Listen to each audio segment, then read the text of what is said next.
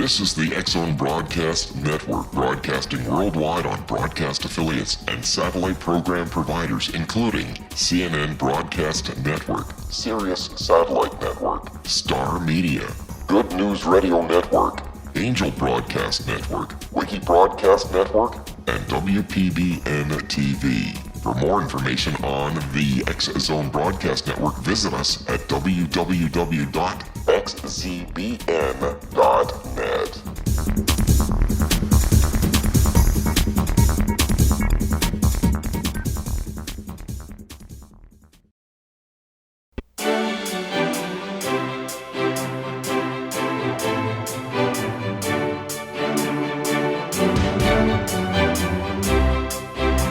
Hi, everybody, and welcome to Dialogue with Divinity. Our show is really focused on bringing to you the wisdom keepers of our time, the visionaries who are here to probably give you a new vision of a new way of living your life.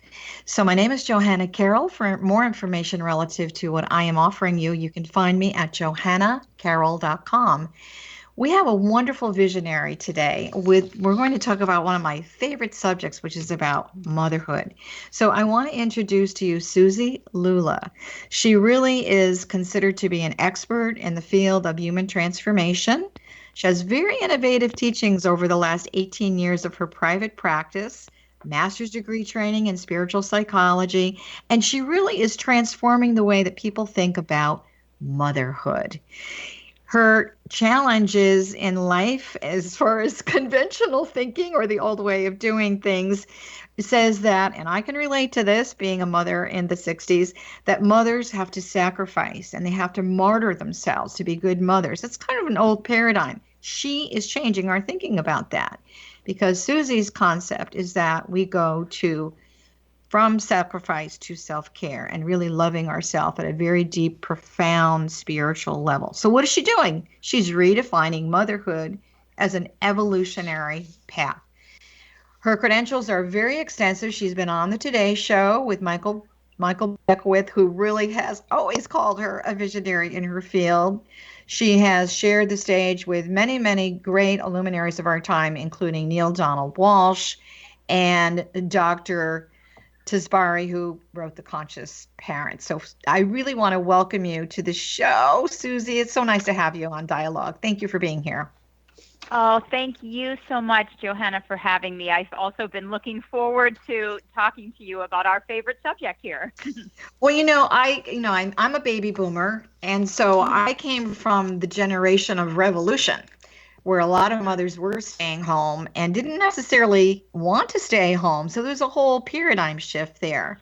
So, we kind of, the whole, superwoman syndrome kind of thing, we said, we're going to go out there, we had Bella Abzug and we had Gloria Steinem and all that saying, yeah, we need our freedom. So now not only are we a mother, but we're out there working, trying to prove ourselves in this new paradigm. And quite frankly, we were completely burnt out.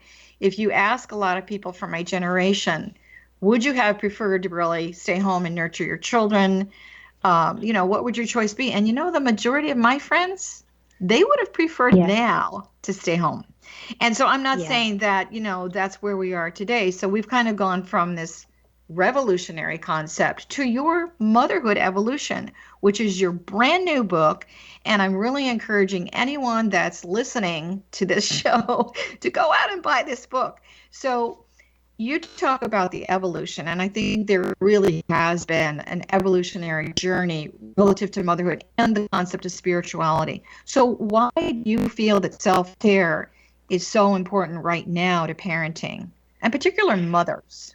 Yeah, what a great question. And I so appreciate where you have come from, because what I find in working with mothers all day is that what we all have in common, whether we're working mothers, whether we are stay-at-home mothers, whether we're combo, some work, there's single moms working 2 jobs, there's stay-at-home moms. What we all have in common is that we have been indoctrinated by culture that tells us that our doing is more important than our being.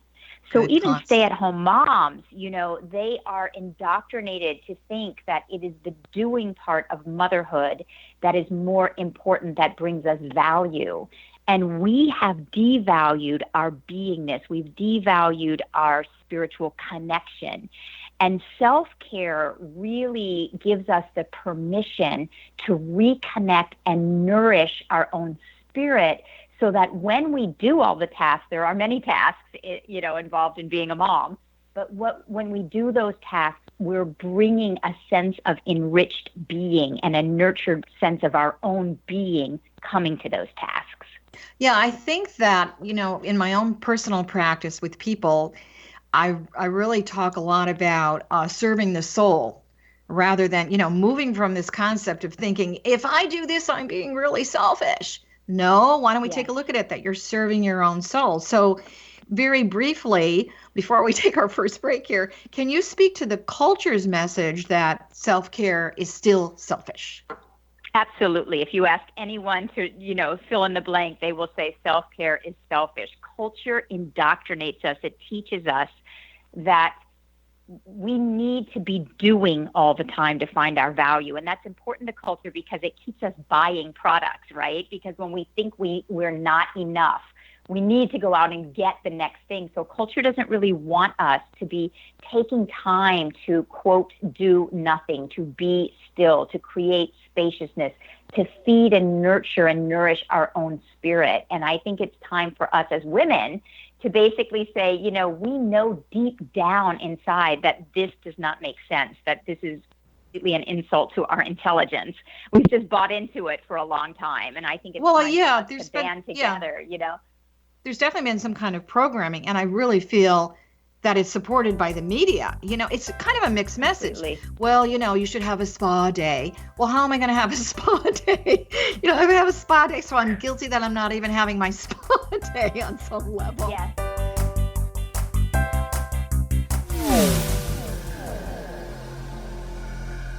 This is Kevin Randall.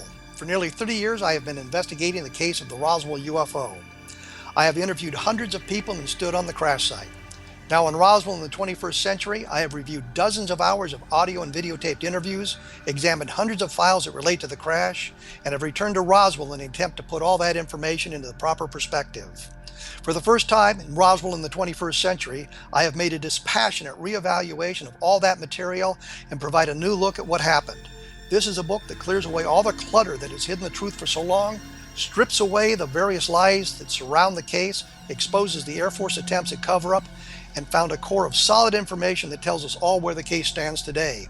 Roswell in the 21st century will be available in just a few weeks. For more information, please visit my website at www.kevinrandall.blogspot.com.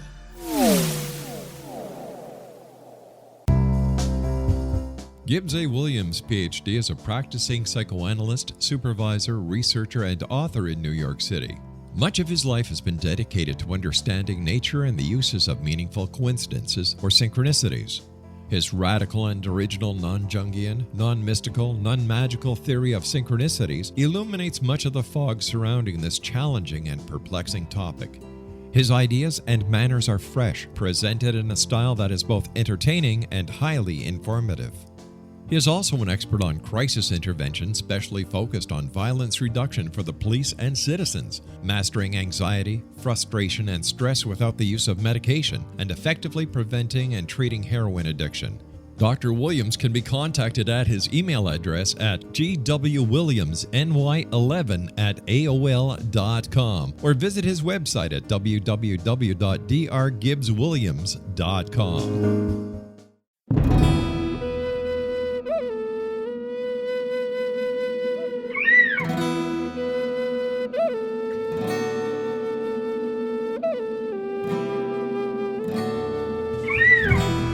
Shamanism is recognized as a method to access the quantum level. Mastery of shamanic skills puts spiritual information and healing power into your hands. Path Home Shamanic Art School, a bonded Colorado certified occupational school, has met rigorous state standards, ensuring its director and instructors have the qualifications to teach the shamanic arts. Path Home offers its certification program in blocks of study. Block 1, a 5-day intensive, will be held in the beautiful mountain town of Coaldale, Colorado, October 13th through 18th. Registration deadline is September 12th. Experience Journey Trance, Power Animals, Helping Spirits, Sacred Space, and Life Purpose. Come discover your power. Join me, Gwilda Wiyaka, in the magical world of shamanism. Call 303-775-3431 or visit findyourpathhome.com.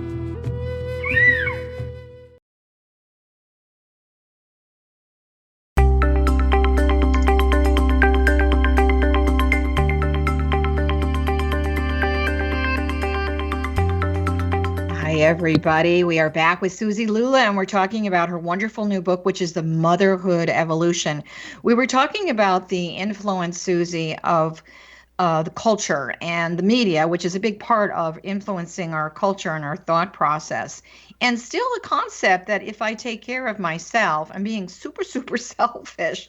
So why do you consider self-care to be a form of a spiritual practice in someone's life? Yes. So just to complete on what you said, it's so true that culture places us in a double bind, right? I rarely have a day that goes by that a mom doesn't tell me that she either feels guilty for taking care of herself or not taking care of herself. So that's why I say that self-care is really not for the faint of heart, to really empower ourselves as mothers, to say we know deep down intuitively that the best thing that we can do for ourselves is to take care of ourselves, to create a connection inside of ourselves so that we have better connections with our kids. And I do elevate this practice of self-care to a spiritual practice. It was when self-care became non-negotiable in my life, and I really treated it as preciously as a meditation practice or a spiritual practice, going to, out in nature, something that was really non-negotiable for me, that my life truly changed and my connection with my son really deepened and became more intimate. So you're pretty specific for yourself on, going out in nature, which I feel is, God, the universe's temple, church on some level, and meditation. Yeah. But can you give me some other examples? Because I think a lot of people get stuck on this word spiritual. And, it's definitely not necessarily a religious thing. It's a much more profound personal connection. Absolutely. So first of all, I'm all for redefining this word self-care, right? Self-care isn't really about massages and manicures in my way of thinking. In my way of thinking, it's something much deeper. It's anything that nourishes our heart. So I find that we moms, we're overwhelmed, we're exhausted, we feel isolated, we're doing the best we can, and many times feeling that we are not enough. And so when we redefine this word self-care to say it's what is it that my heart is seeking right now? These things can be so simple, so they're free, they don't take a lot of extra time. It can be something as simple as making a shift to when you are cooking dinner or you are doing the, dishes.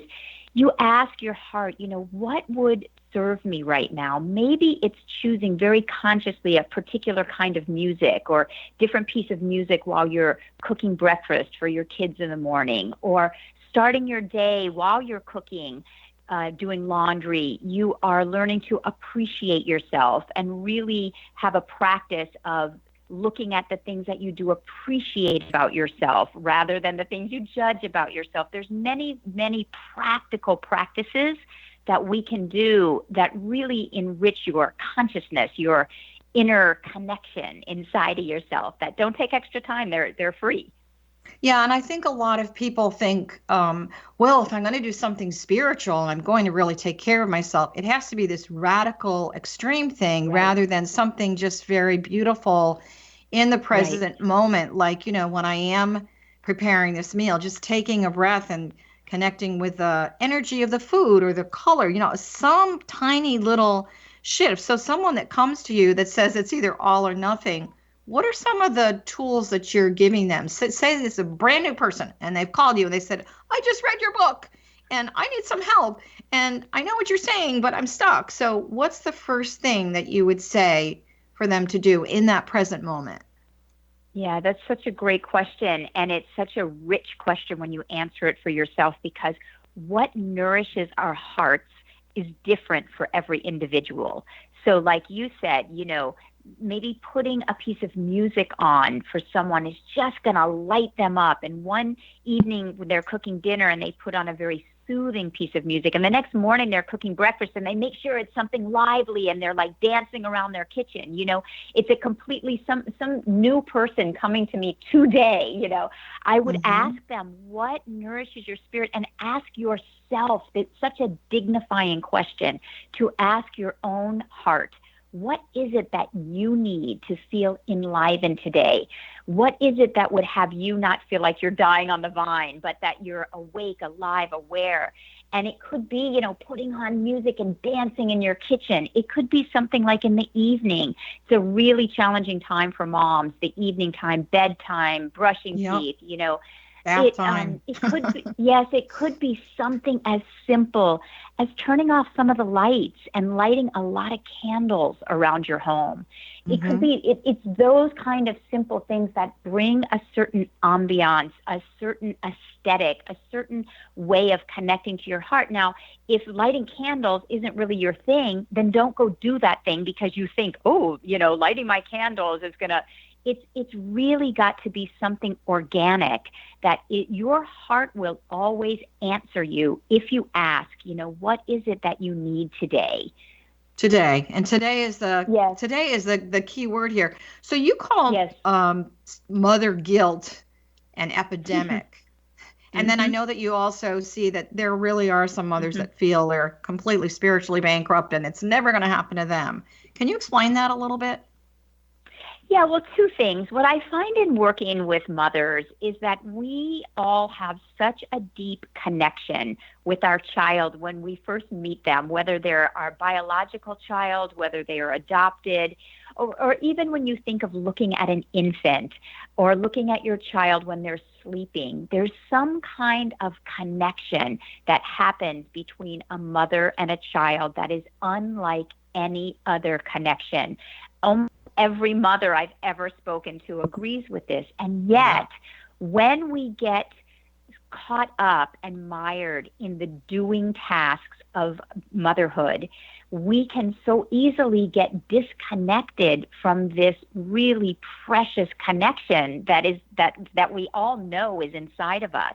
And we're all really seeking to reconnect and to keep alive that connection that you think of when you're looking at your child peacefully sleeping, And so really this is about finding ways and practices and a way of life that says the most important thing for me is going to be to continue to light my own flame inside of myself.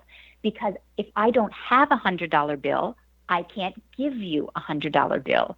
So much as I want that deep connection with my child, if I am disconnected inside of myself, I'm kind of bankrupt. I don't have it to give to you.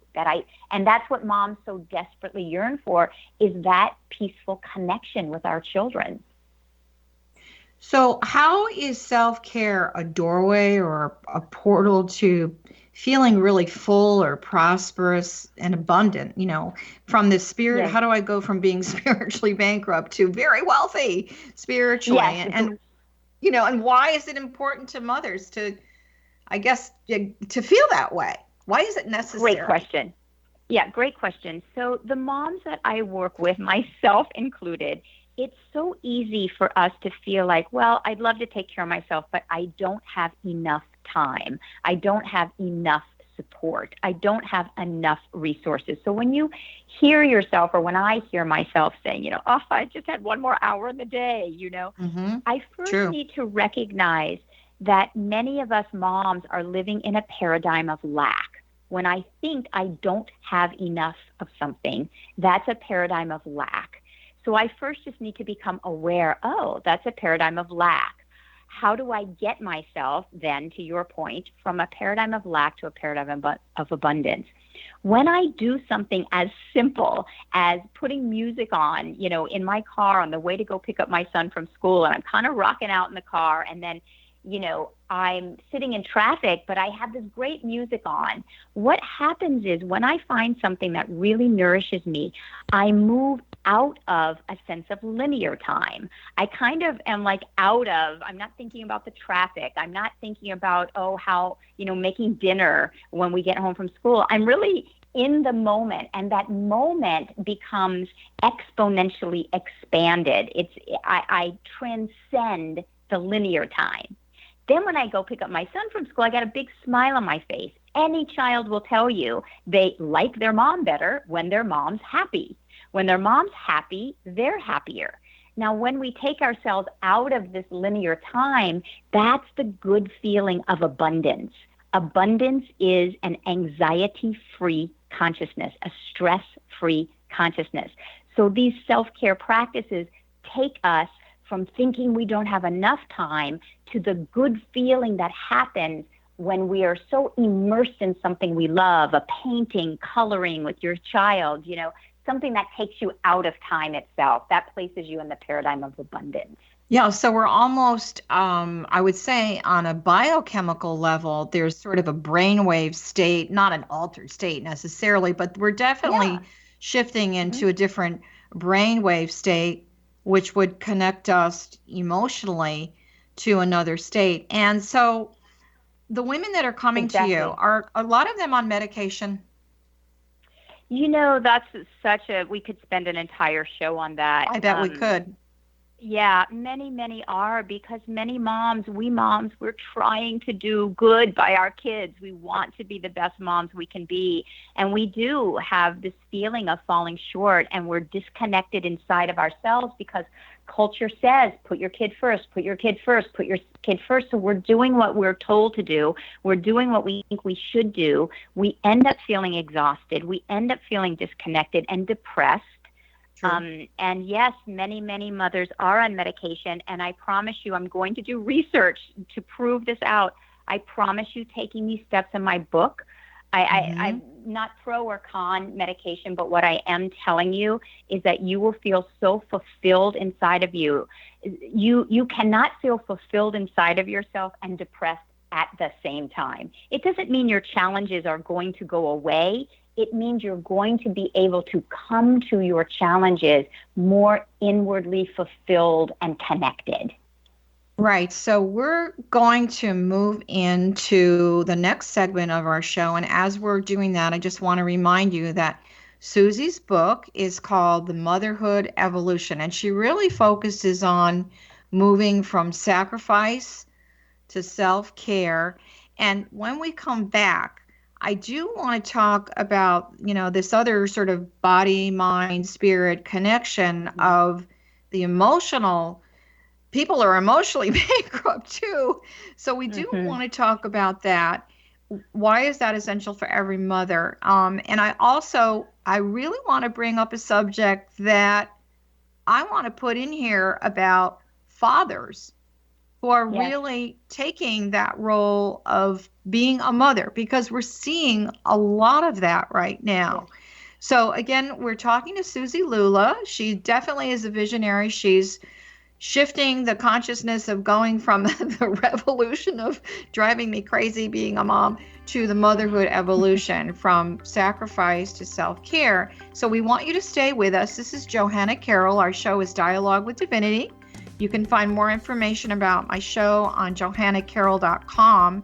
And again, Suzi's book, Motherhood Evolution, you can find her on amazon.com. So we're going to take a very, very quick break. We're going to come back and we are going to talk about emotional self-care, fathers, and how they work together. So we will be back in just a few.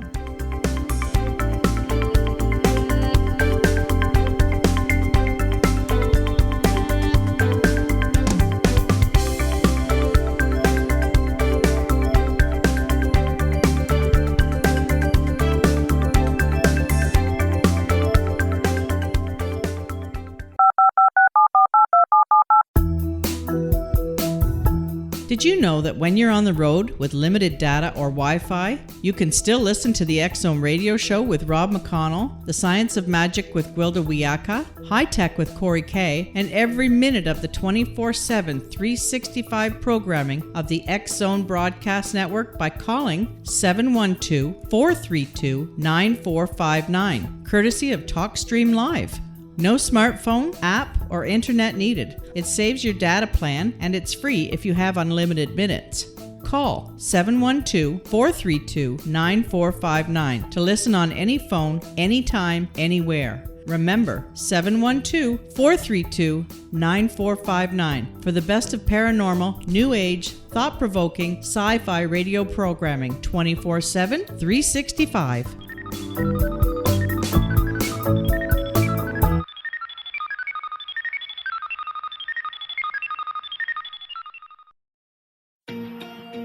Wouldn't you love to know the secret to everything?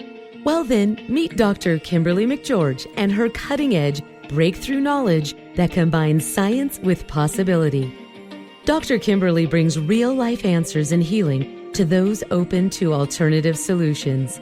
She teaches solution-based programs and classes that will change all areas of your life forever. Specializing in conscious creation, intuitive readings, and energy medicine, you can rapidly shift health, relationships, business, and money and abundance challenges quickly. Receive her best-selling book, Secret to Everything, at no cost by going to secrettoeverything.com/X-Zone. That's right, transformation can start now. Just go to secrettoeverything.com/X-Zone and receive Dr. Kimberly's book for free.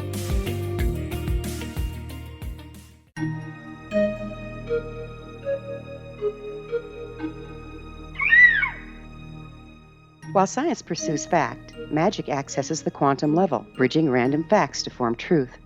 As long as science and magic remain separate and polarized, the truth cannot be known. I'm Gwilda Wiyaka. Join me on the Science of Magic radio program, dedicated to unification and evolution of consciousness. During each episode, I'll be speaking with experienced and respected scientists and mystics. From astrologers to astronomers, from medical doctors to shaman, the scientific method to dowsing and intuition, we'll weave together information from seemingly divergent practices to promote unity and enlightenment. Join me, Gwilda Wiyaka, and the Science of Magic right here on the Mutual Broadcast Network. For more information, visit www.thescienceofmagic.net.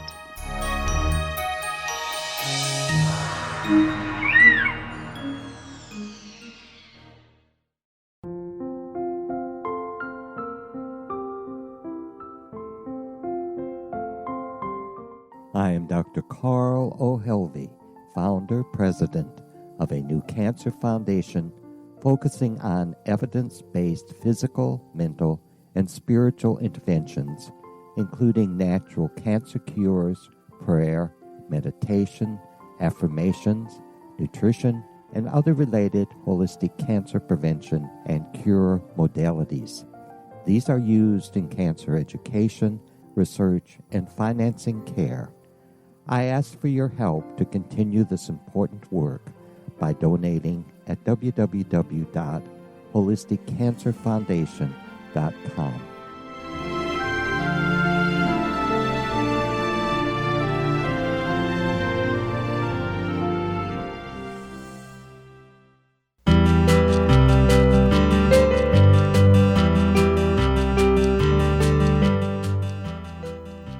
Welcome back, everyone. This is Dialogue with Divinity, and this is your host, Johanna Carroll, and with a wonderful visionary guest today, Suzi Lula. Wonderful book, The Motherhood Evolution. One of my favorite subjects, children, mothering, fathering, that whole family dynamic, and we're looking at it spiritually, and we're also looking at it body, mind, spirit, the whole unified connection. So we were speaking about the fact that, we talked about spiritual bankruptcy, what you can do as an individual person so that your bank account feels full a little bit spiritually and get that moving. And now let's talk about the emotional self-care. And I know it's essential for every mother, but I think it's really essential for fathers too, because in the Aquarian age, The divine feminine has a very loud voice. And I mean, the whole metaphysical teaching on that is that she is here to lead the way for a new day. And so we do see more fathers really getting involved with their children. We also see single parents that are dads too. So, I just want to stop for a minute and ask you, I know that your book is called The Motherhood Evolution, yet to me, there's an aspect of mothering that also belongs to men. So do you think that men are more in tuned with this whole concept of the emotional self-care, or is it more a feminine thing? Well, this is a great question. And I learned so much from fathers, and I do agree with you wholeheartedly. There are so many men that are jumping in, single fathers, and even just husbands that are so participatory in the family in a way that they hadn't, been generations ago. I have found that the guilt and the martyrdom that happens for women is more of a feminine condition. And many men, I actually learned so much from fathers, because many of the men that I work with, they don't have the same kind of guilt. They, my husband can say in the middle of the day, I'm going to go take a 20-minute nap and then I'll be up. And, inside of myself, I used to go, really? You're going to go take a, 20-minute nap at 3 p.m? How dare you? Who does How that, dare you? Yeah. How dare you take care of yourself? Exactly correct. And so what I've learned is that men have not been indoctrinated culturally the way that women have, to put everyone else first. And that's the reason that, I wrote this book first and foremost for mothers, because I think that to give ourselves the liberation and the freedom to learn, I say now that it's an insult to my intelligence when culture tells me that, I shouldn't go take a 20-minute nap to then be refreshed and be the mother that my son needs me to be. I want women to empower ourselves. I want us to have the courage to break away from these cultural messages and say, I hear the cultural message, but it doesn't mean to need that I follow it. And when enough of us come together and say, oh my gosh, I took a 20-minute nap while my child napped, or I took a 20-minute nap before I went and picked up my child, and I was a better mom for it the rest of the afternoon. Or I'm certainly not suggesting that's what you need to do, but it's more just give ourselves the permission to follow our intuition and what's being called for from us. I remember when I was a lot younger, and of course this is a long time ago, and my mother had this thing. My mother was a nurse. She was a working mom. And I do remember, but she didn't work every single day. And so I do remember that there was a time in the afternoon. And I mean, I'm talking about, I'm like 11, 12 years old. I'm not like a baby. And I remember my mother had this thing that when the sun hit the floor in the living room in a certain time of the afternoon, she would lay down on the floor. She would put her arm across her eyes, and you did not go near her. You let her have that moment. But here's the thing. My mother was smart. She told us, and she asked for it. And she said, this is my time. I need a rest. And unless the house is burning down, you are not to bother me. And so I think I learned from my mother to ask for what I call my me time. And even now, my kids are in their 40s and, I'm married and all of that. But even with my husband, I need my me time, and he understands me time.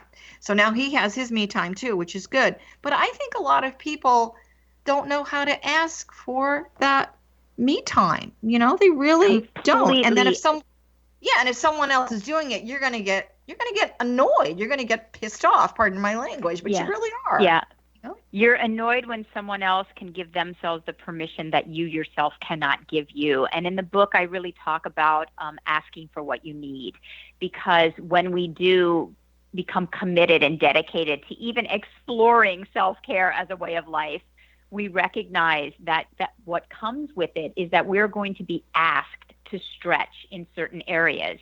And for women to get in touch with our own needs and our desires, and then have the courage to actually carry that out and ask for what we need, are courageous acts for many, many mothers, many women out there. And I know I've done the same with my son. He just knows there are certain times that this is the time either I'm meditating, or exactly what you're saying about your mom. If it's my time, my son, I think it's great for moms to model this to our children because they respect it. They intuitively understand that we all need to be restored, refreshed, rejuvenated. My son sees how much I, quote, do for him.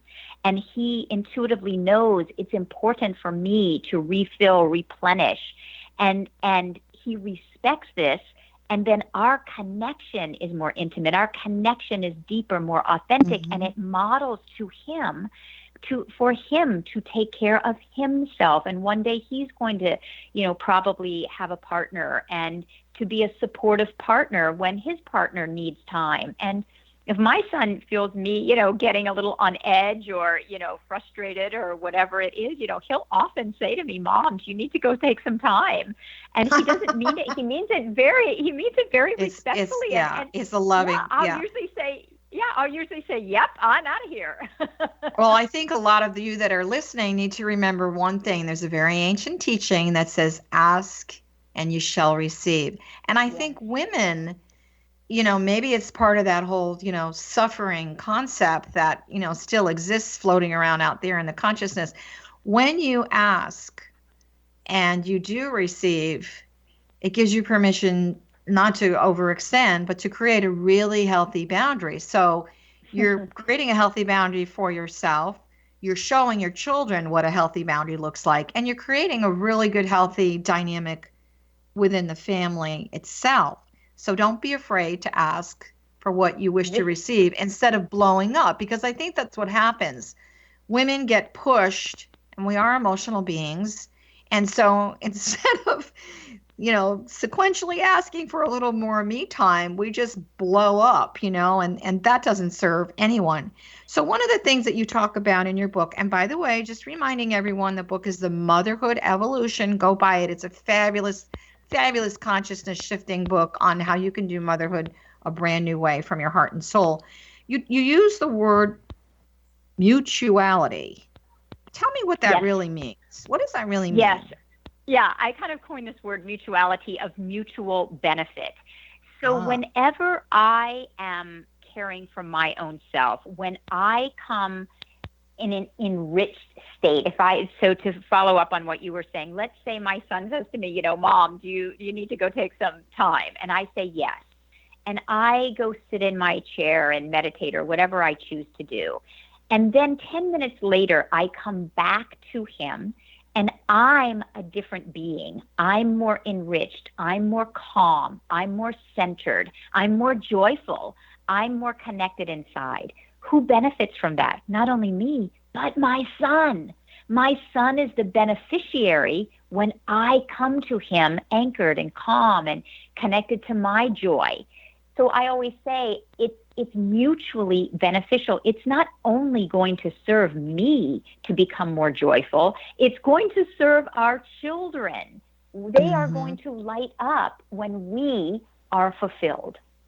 I also feel from that illuminated point of view that things that are confusing in the dynamic of the family or for the mother and the child and even their own, personal relationship, you can go from something that's maybe confusing or somewhat chaotic to more clarity of communication. There's just more clear. There's more clarity that shows up. So in this mutuality, in terms of the whole dynamic of the family, and so how are these mothers reporting back to you? Are they saying, here's the good news. Here's what's really happening with the whole family as a result of following these steps in your book? What's the feedback you're getting?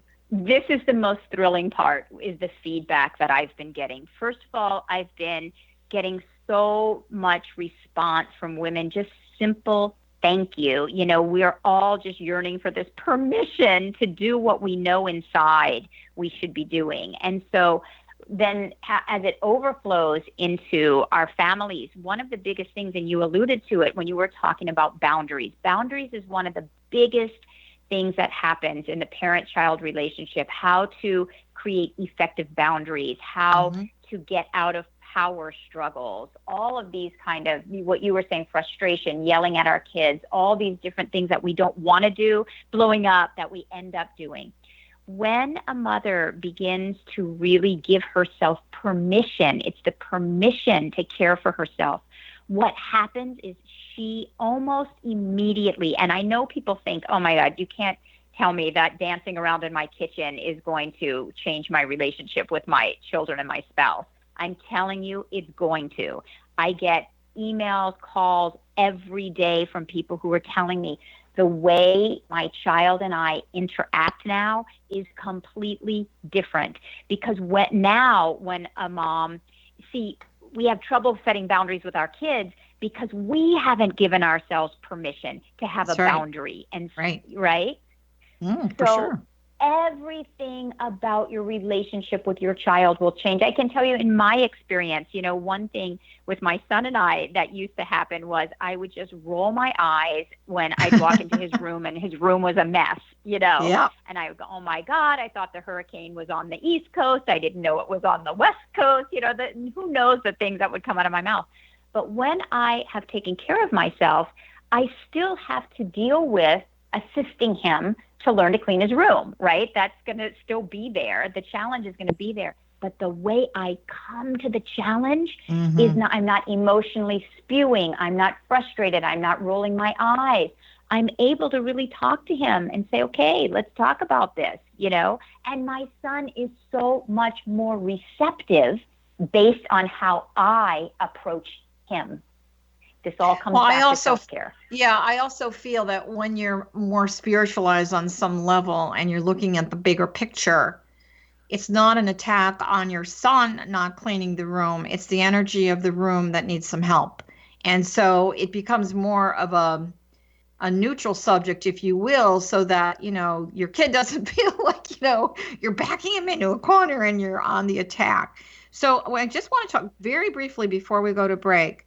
Very briefly on what's the ultimate spiritual path in parenting? The connection with your child. Every mom wants that deep connection with their child. Ultimate connection. Okay, so we're going to take a break and we'll be right back.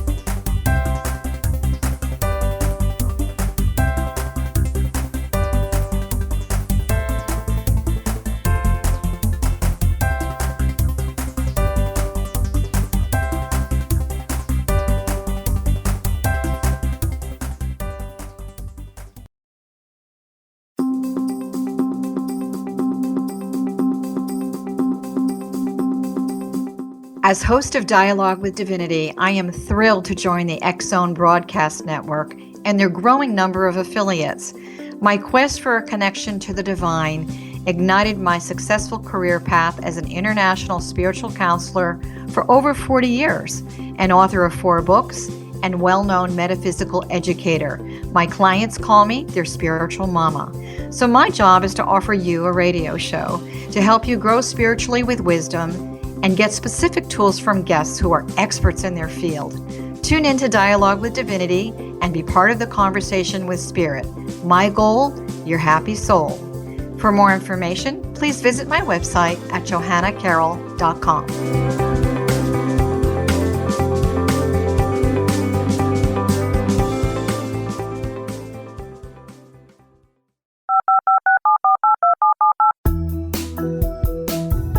Did you know that when you're on the road with limited data or Wi-Fi, you can still listen to the X-Zone radio show with Rob McConnell, The Science of Magic with Gwilda Wiyaka, High Tech with Corey Kay, and every minute of the 24/7, 365 programming of the X-Zone Broadcast Network by calling 712-432-9459, courtesy of TalkStream Live.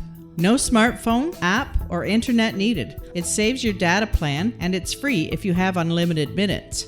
Call 712-432-9459 to listen on any phone, anytime, anywhere. Remember, 712-432-9459 for the best of paranormal, new age, thought-provoking, sci-fi radio programming 24/7, 365.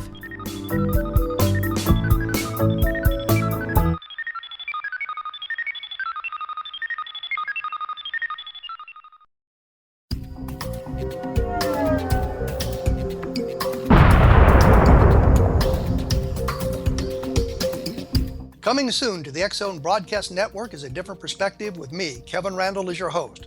We'll be taking a close look at what is happening in the world of UFOs today with side trips into the paranormal. Guests will range from those who are household names to those who have a different perspective on a variety of topics. No topic will be taboo, but there will be tough questions asked as we all search for the truth about UFOs, the paranormal, and those things that excite us. Sometimes we'll agree with a guest and sometimes we won't, but we'll try to keep the program topical. For those of you who would like to read, be sure to visit www.kevinrandall.blogspot.com and remember to listen to the other fine programs on the X-Zone Broadcast Network at www.xzbn.net.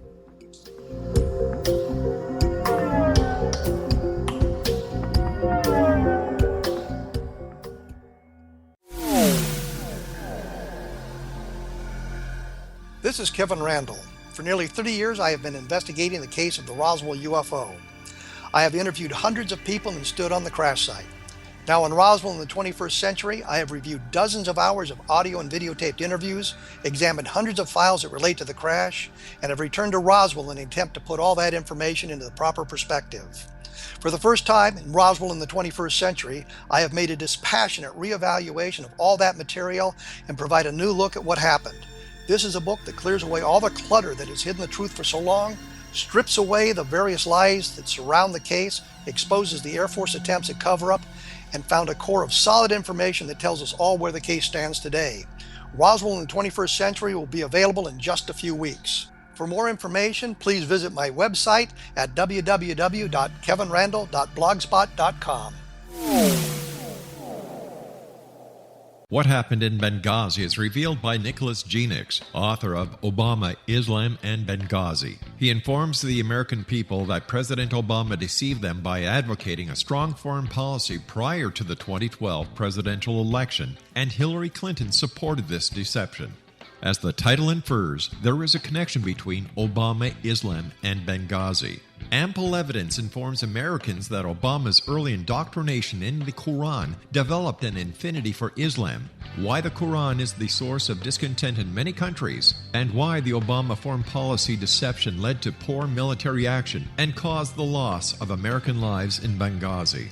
Genix provides 36 questions for the Select Committee on Benghazi to validate if Americans are justified to mistrust President Obama and Hillary Clinton. An overview of Obama, Islam, and Benghazi is presented on the website www.futureofgodamen.com. That's www.futureofgodamen.com. Afterlife expert Roberta Grimes was the first one to say that dying can be fun. Now her best-selling book, The Fun of Dying, is available in stores worldwide. So if you wonder whether death ends life, how it feels to die, or what heaven might be like, The Fun of Dying was written for you. And if you have always been afraid of death, or if you worry that your life has no meaning, let The Fun of Dying ease your fears and bring new meaning to your life. Nothing said in The Fun of Dying is based on the teachings of any religion. Instead, Roberta draws on evidence to explain how death happens, how it feels, and what comes next. A lot of the best death-related evidence was produced in the first half of the 20th century. When it is put together with recent discoveries, it tells a consistent and amazing story. Roberta Grimes blogs and answers questions at robertagrimes.com. Her wonderful book, The Fun of Dying, is available on Amazon and at stores worldwide wherever books are sold.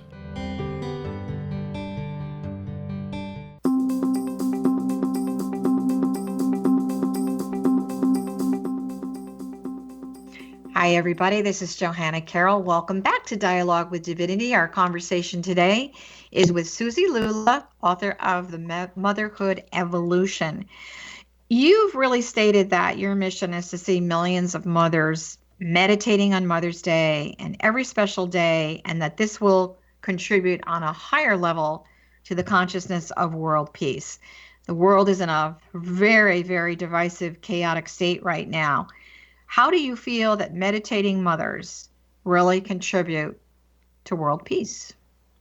Yeah, excellent question. And I want to just combine this answer with what we were speaking of before the break. I want to keep it real practical with, the cleaning of our kids' rooms and the brushing of their teeth at night and the getting them in bed and homework and all of these different real life tasks that we as mothers are needing to assist our children with. And so what happens is that we have this misperception in culture that if we take care of ourselves, if we start meditating, if we do all these airy-fairy things, then we're going to end up being really lax parents. And we have an either-or mentality. Either this, airy-fairy stuff is going to make me not have boundaries with my kids, or I need to just have these boundaries and I don't have time to take care of myself. And I want to really state that I'm believing in a both and equation. It's not an either or.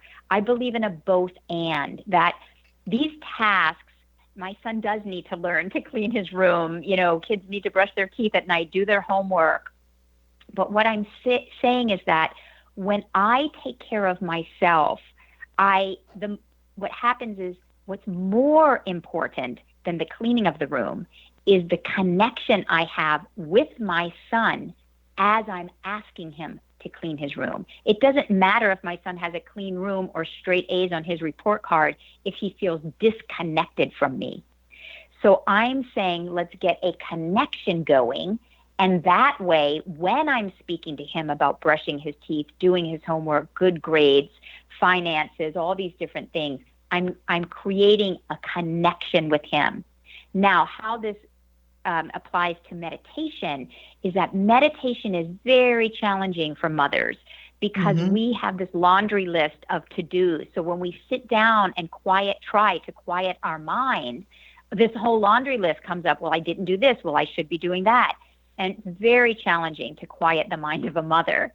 And so I have developed this particular meditation practice where I really let go of the idea of trying to quiet the mind and really try to help a mom open her heart, relax her mind into her heart. And I've gotten such great benefit and feedback around this that I really have begun to envision, well, what if mothers every day were taking this time to just connect with their heart? It doesn't need to be a traditional meditation practice where you're oming, for 40 minutes and yoga your position, mind all is that, blissfully, yes, and your mind is blissfully pure.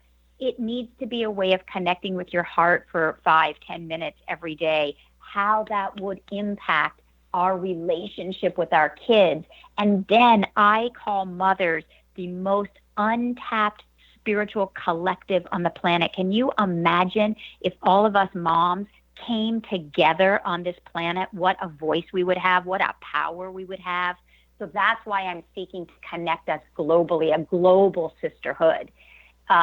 Just imagining moms all around this planet meditating for 5 minutes a day is just such a powerful collective, I think people also need to remember that there is such a thing as an active meditation. So you talked about music and you talked about dancing.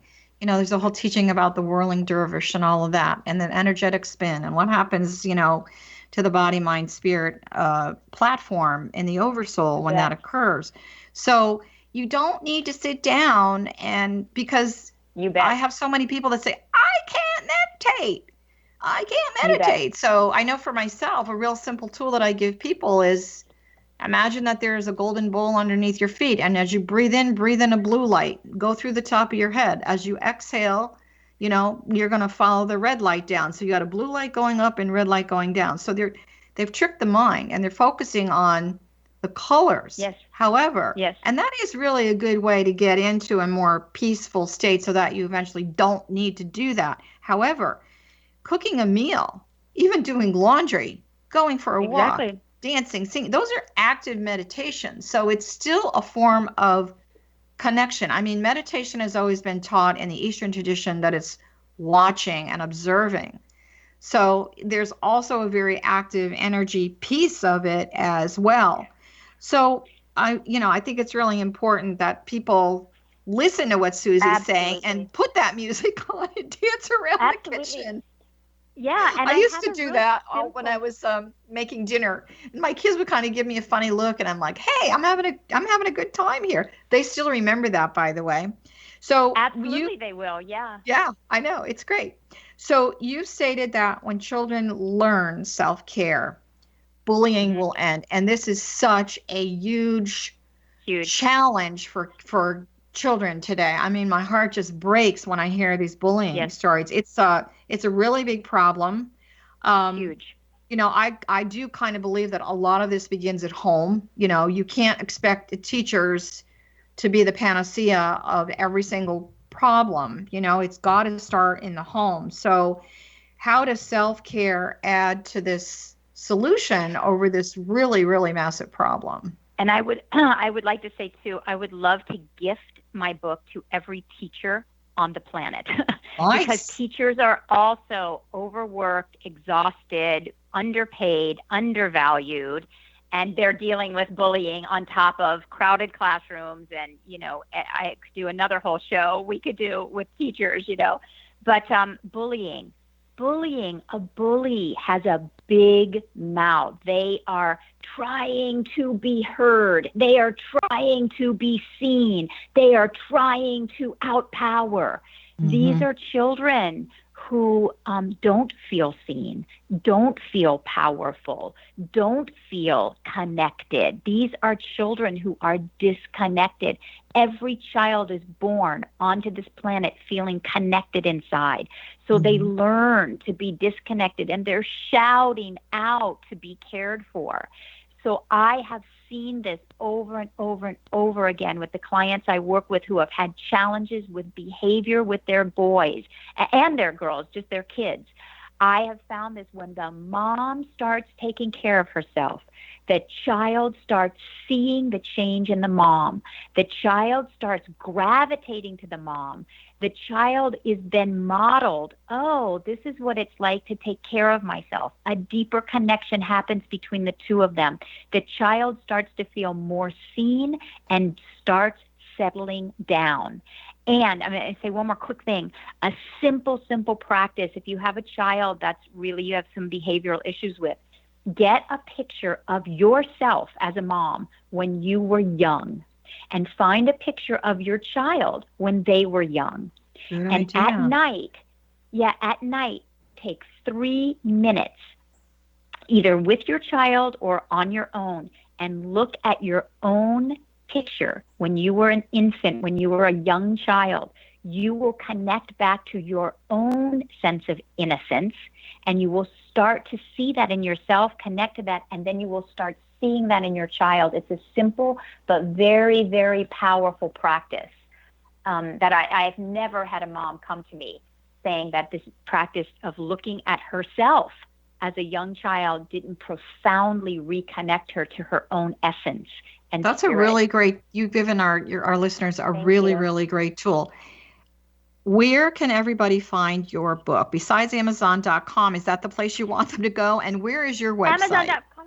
My website is Suzi Lula. It's SUZILULA.com. And you can, buy the book on Amazon through my site either way. But the important thing is, after you buy the book, is to come to my site. You'll input your receipt code, and you will receive a guided meditation called Permission to Thrive.